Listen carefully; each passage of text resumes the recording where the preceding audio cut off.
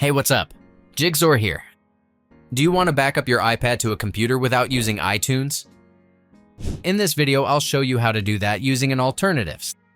Let's go. iTunes is not the only or the best way to back up an iPad to a computer. If you prefer to back up your iPad without iTunes, there are other ways to get the job done. The easiest and quickest way to back up an iPad is to use a reliable backup tool, and I'll recommend the one I'm using. This tool can easily move all your stuff, like photos, videos, contacts, and messages from one iPhone to another, or between your iPhone and your Windows or Mac. You can even move things to or from an Android phone. Another big reason to use it is for backing up and restoring your data.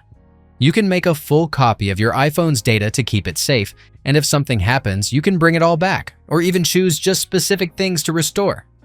You can get it all by clicking the link I've provided in the description box below and downloading the tool. Make sure to check the tech specifications. To transfer files from your phone to the computer or vice versa, launch the tool first on your PC. Then choose Phone to PC or PC to Phone on the main screen.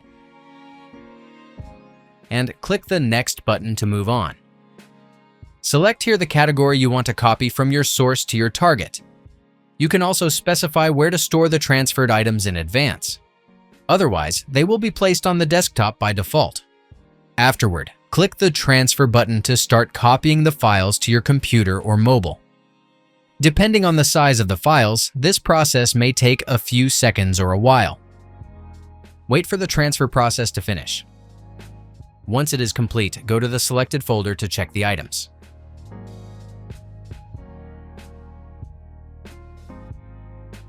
That's it. If I could help you, feel free to give this video a thumbs up and don't forget to subscribe. If you have any questions about the video or want me to create a tutorial about another topic, leave a comment below. See you next time. Bye.